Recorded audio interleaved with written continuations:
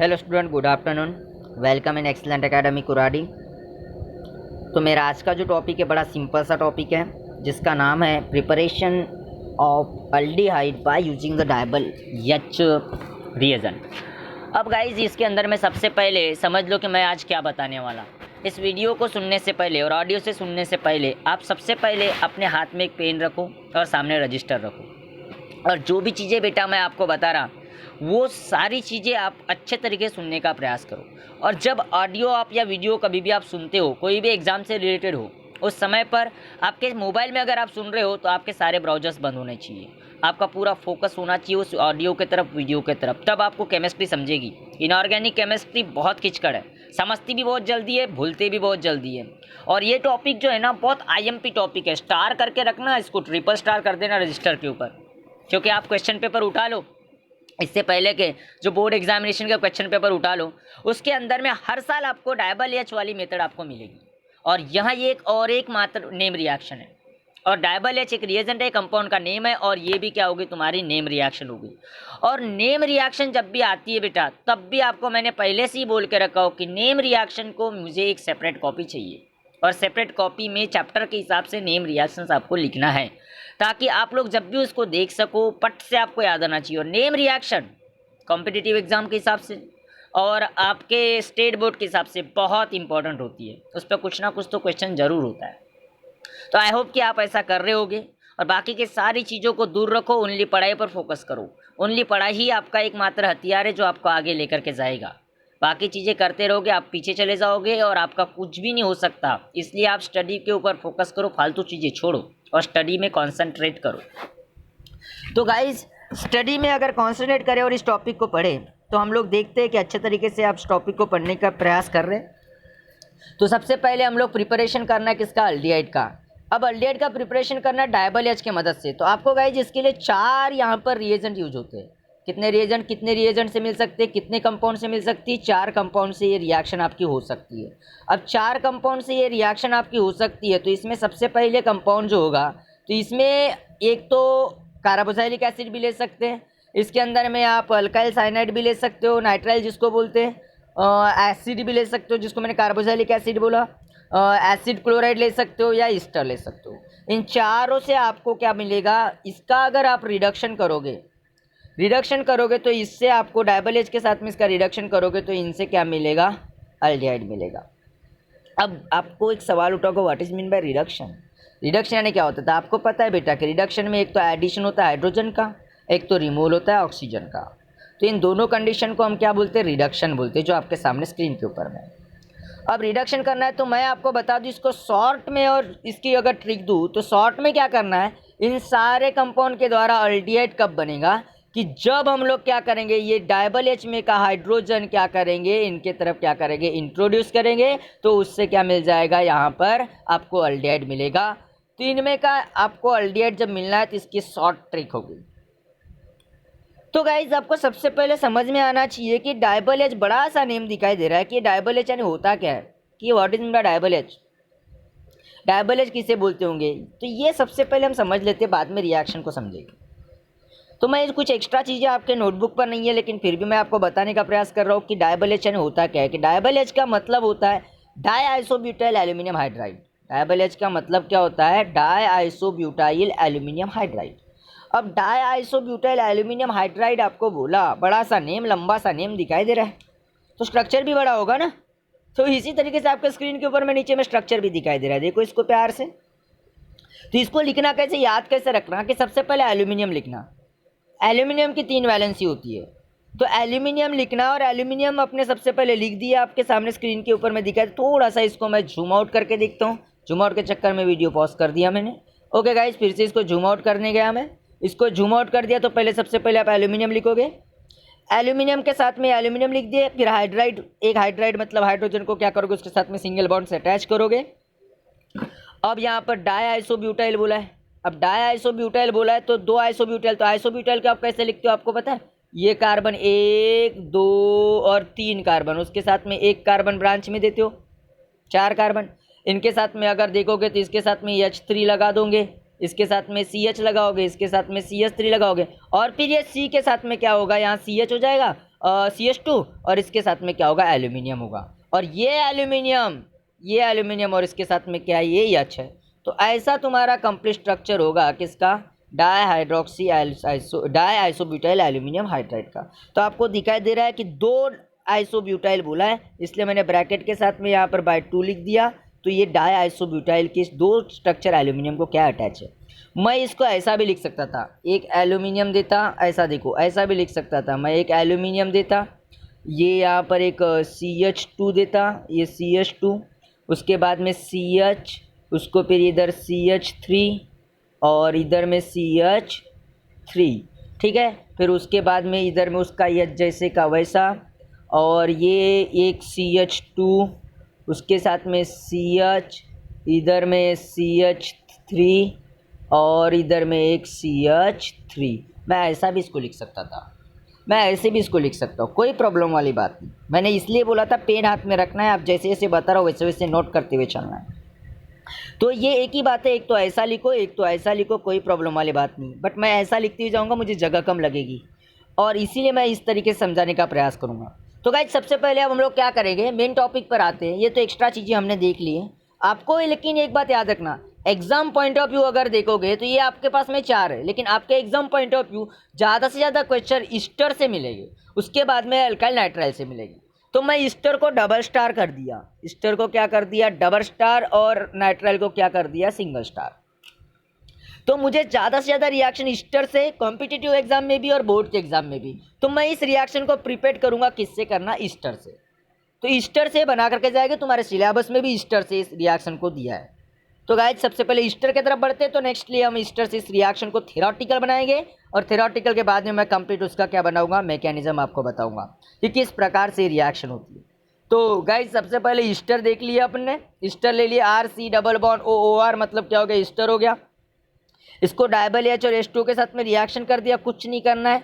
ये यहाँ का हाइड्राइड, हाइड्राइड का एक H OH के जगह पर लाना है, OH लिविंग एजेंट बाहर निकल जाएगा, OR sorry not OH, OR यहाँ से बाहर निकल जाएगा और H यहाँ पर अटैच हो जाएगा। तो आपका आगे के स्क्रीन के अंदर में आपको क्या दिखाई देगा, आपको यहाँ पर ऐसा अल्डिहाइड बनते हुए दिखाई देगा कि जो आपको दिखाई दे रहा है। अब ऐसा तो बना, थ्योरेटिकली हमने बोल दिए, तो इसमें एरोमेटिक भी बना सकते हैं, एलिसाइक्लिक भी कंपाउंड बना सकते हैं। कुछ नहीं, थ्योरेटिकल कैसे याद रखोगे, ईस्टर का रिडक्शन करोगे डायबल H और वाटर के साथ। बुक में आपको H3O दिया होगा, मैं H3O प्रिफर नहीं करता, मैं H2O ही लेता, कोई प्रॉब्लम वाली बात नहीं। तो यहाँ पर जब लोगे तो इसका रिडक्शन होगा किसका, ईस्टर का, ईस्टर का रिडक्शन होकर के क्या बनेगा, अल्डिहाइड बनेगा, चाहे वो एलिपेटिक हो या एरोमेटिक हो। 195 केल्विन टेम्परेचर यहाँ पर यूज करना है। इतना तो हमको समझ में आ गया बेटा। एग्जाम्पल भी से भी देख लेते हैं। मैंने क्या किया, एग्जाम्पल के तौर पर मैंने यहाँ पर एक एग्जाम्पल चूज़ किया। मैंने एग्जाम्पल में मिथाइल इथेनोएट को लिया। मिथाइल इथेनोएट में क्या किया, मैंने H को यहाँ लाया, तो यहाँ का OCH3 बाहर लिविंग एजेंट के तौर पर बाहर निकल गया, और बाहर निकलने की वजह से यहाँ पर कौन आ गया, ये वाला H आ गया। ये जो H था वो अटैच हो गया, तो CH3 जैसे का वैसा, और ये C डबल बॉन्ड OB जैसे का वैसा, और ये यहाँ पर OCH3 के जगह पर क्या आ गया, H आ गया। बस इतना सा करना है। यहाँ का अल्कोक्सी ग्रुप निकालना है, अल्कोक्सी ग्रुप क्या करना है, निकालना है, उसके जगह पर हाइड्राइड डालना है, और आपको बनाना क्या है, अल्डिहाइड बनाना है, अल्डिहाइड का प्रिपरेशन करना है। बस ऐसी सिंपल मेथड है, देखने में बड़ी आसान लग रही है, लेकिन बेटा इसका मैकेनिज्म इतना आसान नहीं है। ये ऐसी ओवरऑल हो गई, ये ऐसा हो गया, शक्कर चाय पत्ती सब मिला करके चाय बना ली, लेकिन एक्चुअली ऐसा होता है क्या, वहाँ भी बहुत सारी प्रोसेस होती है, बहुत सारा ऐसा बीच में मैकेनिज्म होता है। तो ये एक्चुअल ऐसा होता है क्या, इसके लिए हम मैकेनिज्म देखेंगे, स्टेप बाय स्टेप देखेंगे, आप अंडरस्टैंड करने के। हमने समझ लिए OR के जगह पर H लगाना है, ये थ्योरेटिकल हमारी मेथड हो गई इसको समझने की। प्रैक्टिकल मेथड हम लोग मैकेनिज्म में समझेंगे कि किस प्रकार से रिएक्शन होती है।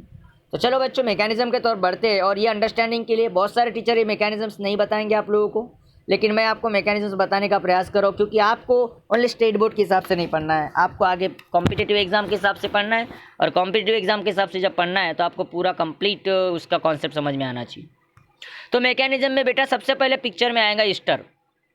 सबसे पहले पिक्चर में जब ईस्टर आएगा, तो ईस्टर आपको पता है कि RCOR इसका फार्मूला होता है किसका, ईस्टर का। आपके स्क्रीन के ऊपर में दिखाई दे रहा है, आपको नहीं दिखाई दे रहा होगा तो थोड़ा और झूम करके देखते हैं। इसका फार्मूला हो गया किसका, ईस्टर का। ओके गाइस, ये ईस्टर का फार्मूला आपके स्क्रीन के ऊपर में दिखाई दे रहा है, जो आपको अच्छे तरीके से अब यहाँ पर ऑक्सीजन होता है, ऑक्सीजन के ऊपर में 2 लोन पेयर्स होती है, और ये 2 लोन पेयर इसलिए आती है क्योंकि इसका ऑक्टेट कंप्लीट करना है। ऑक्सीजन के पास में 2 बॉन्ड है, 2 बॉन्ड है मतलब एक बॉन्ड में 2 इलेक्ट्रॉन है, तो 2 + 2 = 4, ठीक है। ऑक्टेट के लिए 8 चाहिए, और ये 2 डॉट मतलब ये 2, और ये वाले 2 डॉट मतलब ये +2 = 4, एंड 4 + 4 8, तो ऑक्टेट कंप्लीट। ये एक कॉन्सेप्ट है इसका, इसको समझने का। तो इसके लिए इसके ऊपर 2 लोन पेयर होती बेटा, और ये 2 लोन पेयर होने की वजह से फिर पिक्चर में आता है तुम्हारा डायबल एच। डायबल एच का स्ट्रक्चर मैंने आपको पहले ही बता चुका हूँ कि ऐसा एक स्ट्रक्चर होगा डायबल एच का। डायबल एच के एल्यूमिनियम के ऊपर में, एल्यूमिनियम के पास में 2 वैकेंट ऑर्बिटल होती है, क्योंकि इसका ऑक्टेट कंप्लीट नहीं होता।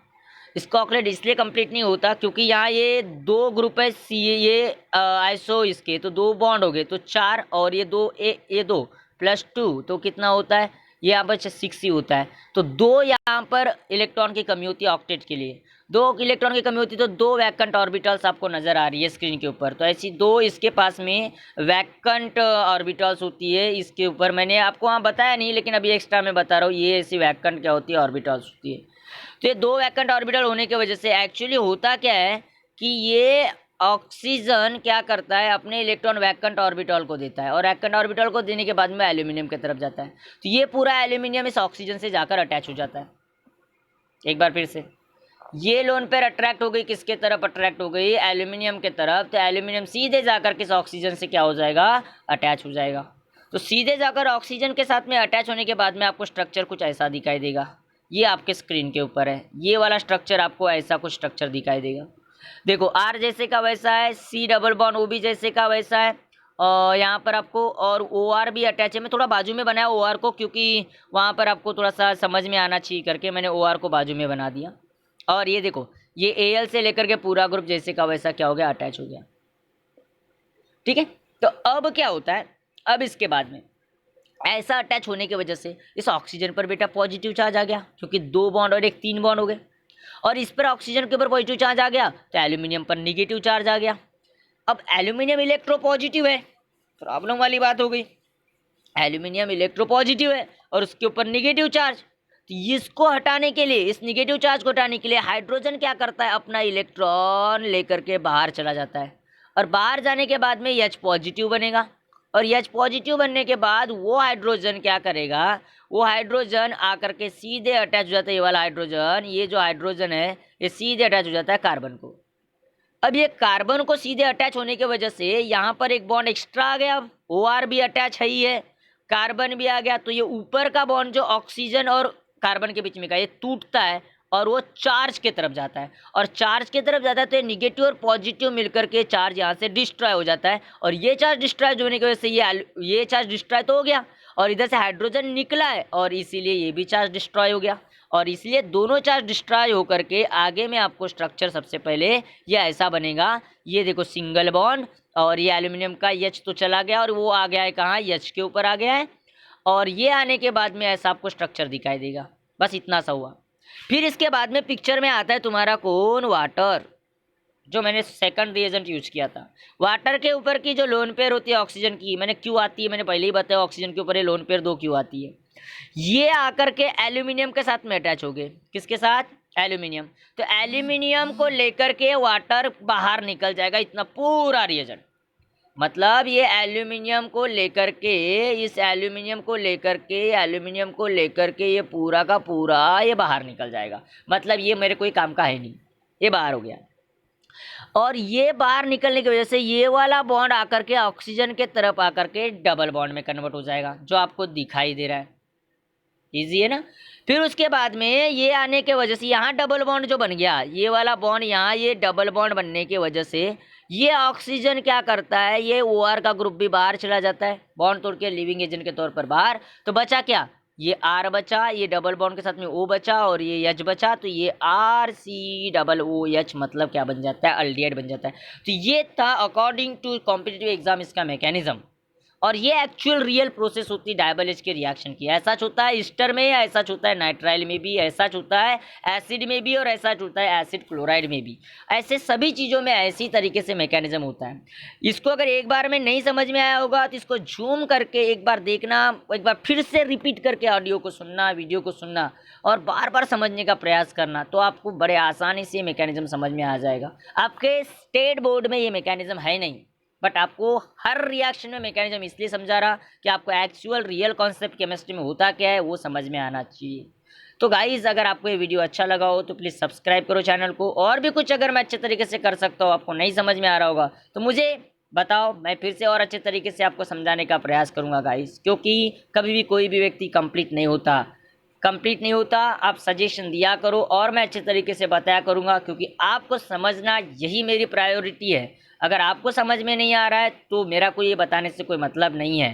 तो गाइज़ प्लीज़ कमेंट कीजिएगा, मुझे बताइएगा कि आपको क्या समझ में आ रहा है और क्या समझ में नहीं आ रहा है, तो मैं और इम्प्रूव करके आपको और बताने का प्रयास करूँगा। Thank you so much guys for watching this video, and if you like it please subscribe my channel Raju Thackeray chemistry, biology and science. Okay guys, thank you so much once again. Second time corrupt होगा ना मैं इसको